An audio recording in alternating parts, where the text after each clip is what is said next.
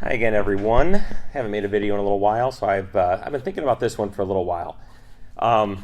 Just things people say on the radio that make them sound like amateurs or like they don't know what they're doing. Now, don't nobody get offended. This is all kind of in fun. And if you disagree with me, put your comments down below. I still read every comment, and once the video gets going, you still will not see any interruptions for ads as long as I have control over it. So I block all the ads in the middle, just because I get annoyed when I have to see a bunch of ads, so I wouldn't do that to you guys. So anyways, just some thoughts I had of things people say that are a little irritating on the radio, maybe show they don't quite know what they're doing. Maybe, I don't want this to be rude. I don't want to offend people, but it's all in fun. And really, leave comments below. There could be stuff I'm missing, and we could do a part 2. So just starting off just lightly, checking in on a new frequency, right? You check in Cessna 123 with you at 5,000, with you. They know you're with them, okay? By the fact that you're talking to them and they're going to talk to you, with you is kind of implied. So you check in Kansas City Center, Cessna 123 at 5,000. That's how you check in, not with you. With you is just weird. So yeah, don't say that. Another one I have that comes up, air traffic control oftentimes has to separate aircraft. So they'll ask if you have an airplane in sight. So what people will do is they'll say, I've got them on the ADS-B, or center, we got them on the fish finder. We have them on the TCAS. Okay, all of that is garbage. They can't use technology to separate aircraft, okay? They can't. They're asking if you see them. If you don't see them, then you don't see them. If you have them in sight, you have them in sight. Don't bring up that they're on your iPad or they're on TCAS or ADS-B. That is useless information to them, okay? Never tell them you have them on that. It's like you don't get it. You don't really understand the question they're asking. They're not asking if you have some digital representation that is of no use to them on any of your equipment. That's not what they're saying. They're saying, do you have them in sight? If you have the aircraft in sight, you could do certain things. You could follow them, right? Cleared for the visual, number 2, following them. But that's kind of a big one. Lots of people, lots of airline pilots do that wrong. So understand what the question is and answer the question that was asked of you, right? If they say, do you have the traffic in sight? Either you see them or you don't. Get away from all that. The technology sees them. No, please stop. Just stop that. All right, another radio-ism that's a little annoying is people, when they switch the frequency over and they just start talking. You might have approach control or center control talking to 10, 15 different airplanes. And you could tell when it happens, because in the middle of somebody's transmission, somebody, usually JetBlue, will come on and just start talking over everybody.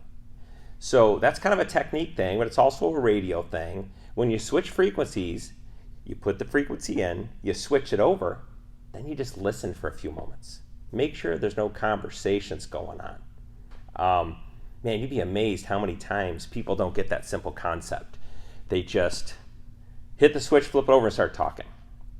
These same people are the ones that read back clearances specific to them, and they don't use their call sign. Just kind of oblivious of the fact that air traffic control might be talking to a dozen airplanes, right?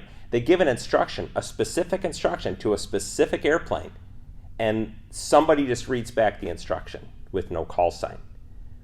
Really strange, but I've seen people with tens of thousands of hours do this, It's just basic radio communication in airplanes.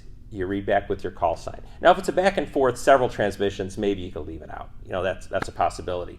But I see it a lot. Get frequency change given, and they just say, Roger, or good day. From the controller's point of view, he doesn't know who responded to that. Does that make sense? So, yeah, watch that too. Use your call sign in response to air traffic control clearances. It's required. It's kind of important. Okay, another one is the long transmission guy or gal. right? The fella, you're flying into an uncontrolled field, there's a big pancake breakfast, there's a bunch of airplanes all coming in, and everyone's calling their position, being succinct, being clear, you know. Landings traffic, Cessna 123s, 5 miles north, inbound for landings. That's an okay transmission.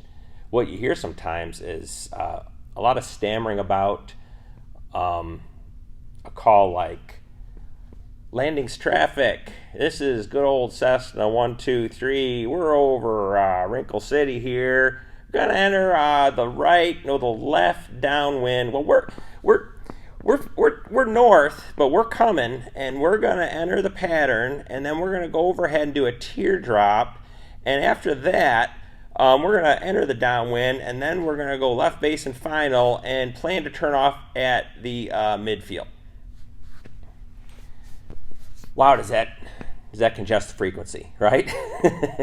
And man, it's just really annoying. It's actually a safety hazard. If people can't make their transmissions saying where they are and what they're doing, when the airspace gets busy, the long-winded guys really throw a wrench in the works. These are also the people that want to say November in North America before their call sign. You know, I know different countries have different letters, but if you're in North America, November is a lot of syllables, and it's kind of implied too. If you're flying in the middle of the U.S. in a Cessna 172 or, you know, a 310, whatever, you don't have to say November. You could just say the other letters of your call sign. That's the thing about talking on the radio. You really should be, you know, succinct, clear, and extra syllables, just leave them out of it. Maybe there's just pet peeves of mine, but I think it's a real thing, right? So, yeah, the November guys, the long transmission guys, this also spills into another group, and maybe I'm just behind the times here. Maybe I'm old. But busy training facilities at uncontrolled fields, and a lot of people in the pattern, 7 people in the pattern, all zipping around. And then somebody's got a call, and they're a long talker, and they're going to call that they're taxiing from the tie-down spots to the fuel pumps. What does that have to do with anything, right? That's not an important transmission. That's kind of low situational awareness if you're going to clog up the radio with a long transmission that you're taxiing in a place that there is no conflict. Man, 30 years ago, 20 years ago, 10 years ago, I didn't hear people calling because they're taxiing in uncontrolled fields. I think you should when you're crossing an active runway, absolutely. But if you're just starting to move and you feel like you need to make a transmission, who cares? I mean, it's a big problem, radio congestion, because then you get people talking over people. You get heterodynes. Now they're screeching on the radio. Now everyone has lost situational awareness, right? So I don't get it. I imagine it's probably maybe in some FAA publication. You might be doing it technically right. Not going to say don't do what the FAA says, but yeah, you're taxiing around the ramp, not crossing a runway in an uncontrolled field. Those calls just boggle the mind. But let me know if I'm wrong. Maybe that's a new thing you have to do. But man, if it's not busy, I guess it's fine. You know, but if there's a lot of people in the pattern, I wouldn't take up radio space doing that. Okay, here's one that's new. You know, in the traffic pattern, you have the legs. You have the upwind leg, the crosswind leg, the downwind leg, the base leg, and then final. Those are the only 4 legs. You could be in right traffic or left traffic, okay? So you could be on a left downwind. You could be on a left base making a call. You can't be on left final. There is no such thing as left final. Somebody started saying that, and somebody heard them say it, thought maybe they should start saying it, and it kind of spread. And now a lot of people are saying, I'm on left final, I'm on right final. That doesn't exist. Don't say things that don't exist.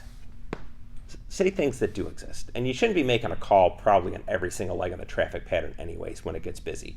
Downwind, base to final or on final, that's fine. You can call every leg, I guess, but don't call left final or right final because that's not a thing. And just don't do it. All right, another one.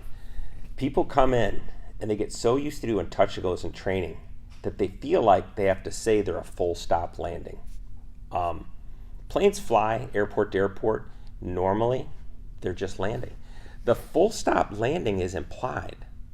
So when you call up, cloud traffic, Cessna 123's 5 miles west, inbound for a full stop. Just inbound for landing works, okay? Like I said, the full stop is implied. If you're going to do touch and goes, make a call at some point, especially on final. Touch and go, let people know you're staying in the pattern. I get that. Touch and goes, you should differentiate. But if you're a full stop landing, everyone kind of figures you're full stop landing. So you don't have to say it. You don't have to say it necessarily to tower. Tower always assumes you're stopping, unless you say something different. So call up a tower, Rockford Tower, Cessna 123's 10 miles east inbound for landing with Delta. That's a good call. The full stop, drop it. If you notice the extraneous things people add to the radio calls, just not a big fan of that. It's just not professional. You should be succinct. You should be to the point. You should say what you're supposed to say and not a whole lot else. If you want to be a professional. If you want to be some cowboy out there doing weird things, that's your prerogative. You can do that. There's no law saying you have to talk properly on the radio. So I guess knock yourself out if you want. But if you want to sound like a professional, that's what this is about. All right, there's another one that's almost not worth mentioning because the people that do it, you're never going to get through to. There's a thing called guard. It's 121.5, kind of the emergency frequency. Airliners are always monitoring it. Really small planes, if you're not talking to anyone else, if you have a number 2 radio, you probably should be monitoring guard. If you get intercepted by a jet or something, they'll be talking to you on that frequency.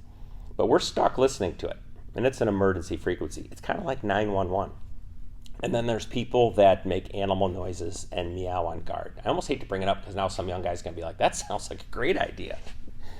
It's hard. It's almost like making a prank call to 911. Is it that funny?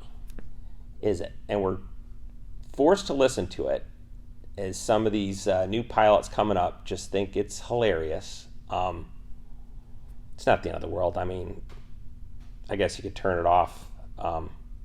Man, heaven help the guy I fly with that does that at work. Or the other aviation things that I do. Not a good idea. Don't make prank calls to 911 and don't say meow on emergency. It's just dumb. And call me a boomer. I'm not quite a baby boomer. I'm a little younger than that, but call me what you want. That's another. All right, so those are just a few of the pet peeves on the radio. And man, it comes off really negative. I don't know if I'm even going to post this because it sounds kind of condescending and negative. I don't want to be like that. But I honestly just thought I wanted to make a video just to help people coming up and maybe got into some bad habit patterns and maybe had some bad guidance or just picked up some stuff or made up some stuff. I don't know. I just thought, man, a lot of people want to be professional. A lot of people want to be seen as they're trying to do it right and not sounding foolish. And some of it's just technique on the radio that people don't know. So, yeah, don't be offended too hard. And some of the stuff, I might be wrong about one or two things. Let me know if I'm technically wrong. If you're supposed to, make calls when you're taxiing from the parking ramp to the fuel pump. Maybe that's a required thing now. None of it's really required at an uncontrolled airport. But just mind radio congestion. Know when you change the frequency to stop and listen. Know to use your call sign. And then the things, that just frustrate people. So anyways, that's it. I'll give you a look at the airplane.